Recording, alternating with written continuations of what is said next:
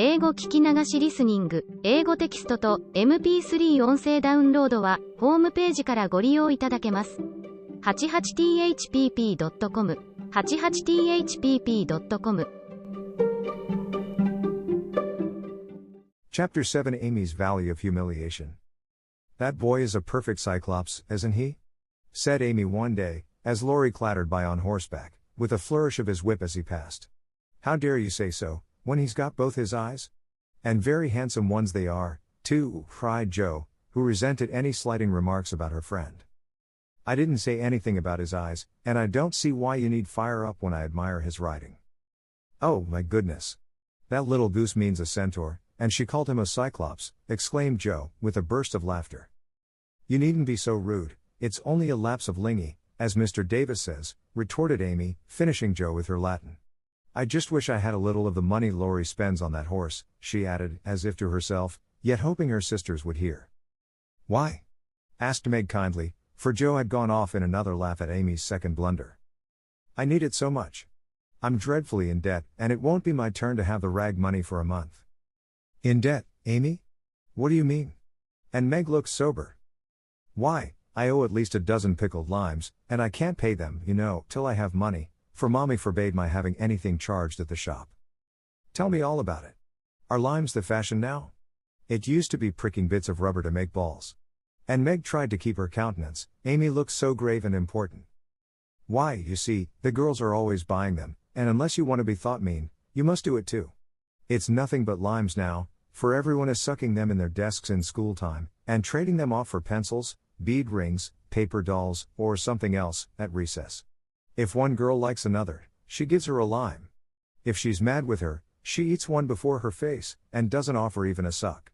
They treat by turns, and I've had ever so many but haven't returned them, and I ought, for they are debts of honor, How much will pay them off and restore your credit? Asked Meg, taking out her purse. A quarter would more than do it, and leave a few cents over for a treat for you. Don't you like limes? Not much. You may have my share.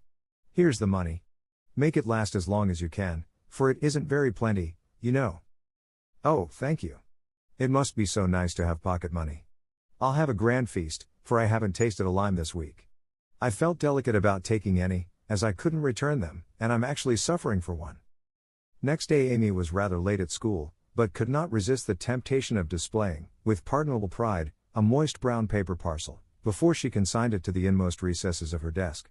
During the next few minutes the rumor that Amy March had got 24 delicious limes, she ate one on the way, and was going to treat circulated through her set, and the attentions of her friends became quite overwhelming. Katie Brown invited her to her next party on the spot. Mary Kingsley insisted on lending her watch till recess, and Jenny Snow, a satirical young lady, who had basely twitted Amy upon her limeless state, promptly buried the hatchet and offered to furnish answers to certain appalling sums. But Amy had not forgotten Miss Snow's cutting remarks about some persons whose noses were not too flat to smell other people's limes, and stuck-up people who were not too proud to ask for them, and she instantly crushed that Snow girl's hopes by the withering telegram, "You needn't be so polite all of a sudden, or you won't get any." A distinguished personage happened to visit the school that morning, and Amy's beautifully drawn maps received praise, which honor to her foe rankled in the soul of Miss Snow, and caused Miss March to assume the airs of a studious young peacock. But, alas, alas! Pride goes before a fall, and the revengeful Snow turned the tables with disastrous success. No sooner had the guest paid the usual stale compliments and bowed himself out, than Jenny, under pretense of asking an important question, informed Mr. Davis, the teacher, that Amy March had pickled limes in her desk. Now Mr. Davis had declared limes a contraband article, and solemnly vowed to publicly ferule the first person who was found breaking the law. This much enduring man had succeeded in banishing chewing gum after a long and stormy war, had made a bonfire of the confiscated novels and newspapers, had suppressed a private post office, had forbidden distortions of the face, nicknames, and caricatures, and done all that one man could do to keep 100 rebellious girls in order. Boys are trying enough to human patience, goodness knows, but girls are infinitely more so, especially to nervous gentlemen with tyrannical tempers and no more talent for teaching than Dr. Blimber. Mr. Davis knew any quantity of Greek, Latin, algebra, and ologies of all sorts, so he was called a fine teacher, and manners, morals, feelings, and examples were not considered of any particular importance. It was a most unfortunate moment for denouncing Amy, and Jenny knew it. Mr. Davis had evidently taken his coffee too strong that morning. There was an east wind, which always affected his neuralgia, and his pupils had not done him the credit which he felt he deserved. Therefore, to use the expressive, if not elegant, language of a schoolgirl, he was as nervous as a witch and as cross as a bear. The word limes was like fire to powder, his yellow face flushed, and he rapped on his desk with an energy which made Jenny skip to her seat with unusual rapidity. "Young ladies, attention, if you please." At the stern order the buzz ceased, and 50 pairs of blue, black, gray, and brown eyes were obediently fixed upon his awful countenance. "Miss March, come to the desk." Amy rose to comply with outward composure, but a secret fear oppressed her, for the limes weighed upon her conscience. "Bring with you the limes you have in your desk," was the unexpected command which arrested her before she got out of her seat. "Don't take all," whispered her neighbor, a young lady of great presence of mind. Amy hastily shook out half a dozen and laid the rest down before Mr. Davis, feeling that any man possessing a human heart would relent when that delicious perfume met his nose. Unfortunately, Mr. Davis particularly detested the odor of the fashionable pickle, and disgust added to his wrath. "Is that all?" "Not quite," stammered Amy. "Bring the rest immediately." With a despairing glance at her set, she obeyed. "You are sure there are no more?" "I never lie, sir." "So I see. Now take these disgusting things 2 by 2, and throw them out of the window." There was a simultaneous sigh, which created quite a little gust, as the last hope fled, and the treat was ravished from their longing lips. Scarlet with shame and anger, Amy went to and fro 6 dreadful times, and as each doomed couple, looking oh, so plump and juicy, fell from her reluctant hands, a shout from the street completed the anguish of the girls, for it told them that their feast was being exulted over by the little Irish children, who were their sworn foes. This was too much. All flashed indignant or appealing glances at the inexorable Davis, and one passionate lime lover burst into tears.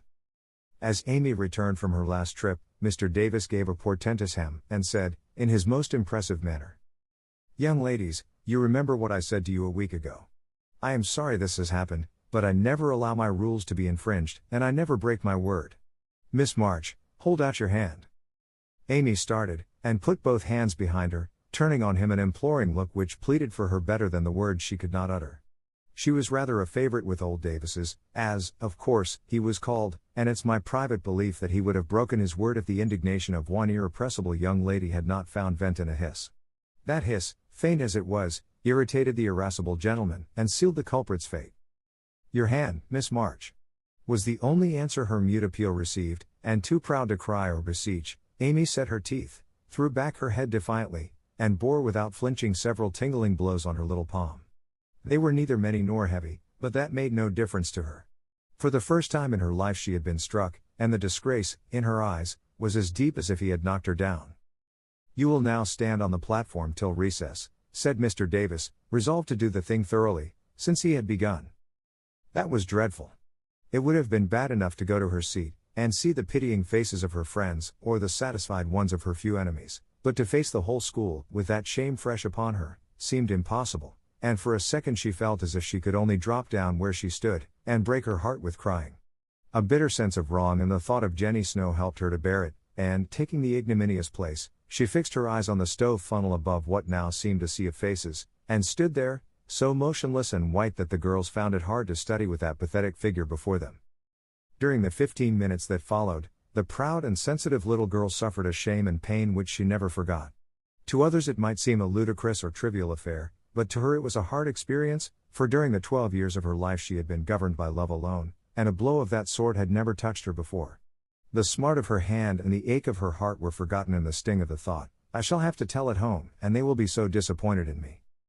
The 15 minutes seemed an hour, but they came to an end at last, and the word recess had never seemed so welcome to her before. "You can go, Miss March," said Mr. Davis, looking, as he felt, uncomfortable. He did not soon forget the reproachful glance Amy gave him, as she went, without a word to anyone, straight into the anteroom, snatched her things, and left the place forever, as she passionately declared to herself. She was in a sad state when she got home, and when the older girls arrived, some time later, an indignation meeting was held at once. Mrs. March did not say much but looked disturbed, and comforted her afflicted little daughter in her tenderest manner. Meg bathed the insulted hand with glycerin and tears. Beth felt that even her beloved kittens would fail as a balm for griefs like this. Joe wrathfully proposed that Mr. Davis be arrested without delay, and Hannah shook her fist at the villain and pounded potatoes for dinner as if she had him under her pestle. No notice was taken of Amy's flight, except by her mates, but the sharp-eyed demoiselles discovered that Mr. Davis was quite benignant in the afternoon, also unusually nervous. Just before school closed, Joe appeared, wearing a grim expression as she stalked up to the desk, and delivered a letter from her mother, then collected Amy's property, and departed, carefully scraping the mud from her boots on the doormat, as if she shook the dust of the place off her feet. "Yes, you can have a vacation from school, but I want you to study a little every day with Beth," said Mrs. March that evening. "I don't approve of corporal punishment, especially for girls. I dislike Mr. Davis's manner of teaching and don't think the girls you associate with are doing you any good, so I shall ask your father's advice before I send you anywhere else." "That's good. I wish all the girls would leave and spoil his old school. It's perfectly maddening to think of those lovely limes," sighed Amy, with the air of a martyr. "I am not sorry you lost them, for you broke the rules and deserved some punishment for disobedience," was the severe reply, which rather disappointed the young lady, who expected nothing but sympathy. "Do you mean you are glad I was disgraced before the whole school?" cried Amy. "I should not have chosen that way of mending a fault," replied her mother, "but I'm not sure that it won't do you more good than a bolder method. You are getting to be rather conceited, my dear, and it is quite time you set about correcting it. You have a good many little gifts and virtues, but there is no need of parading them, for conceit spoils the finest genius. There is not much danger that real talent or goodness will be overlooked long, even if it is, the consciousness of possessing and using it well should satisfy one, and the great charm of all power is modesty." "So it is," cried Laurie, who was playing chess in a corner with Joe. "I knew a girl once, who had a really remarkable talent for music, and she didn't know it, never guessed what sweet little things she composed when she was alone, and wouldn't have believed it if anyone had told her. I wish I'd known that nice girl. Maybe she would have helped me, I'm so stupid," said Beth, who stood beside him, listening eagerly. "You do know her, and she helps you better than anyone else could," answered Laurie, looking at her with such mischievous meaning in his merry black eyes that Beth suddenly turned very red, and hid her face in the sofa cushion, quite overcome by such an unexpected discovery. Joe let Laurie win the game to pay for that praise of her Beth, who could not be prevailed upon to play for them after her compliment. So Laurie did his best, and sang delightfully, being in a particularly lively humor, for to the Marches he seldom showed the moody side of his character.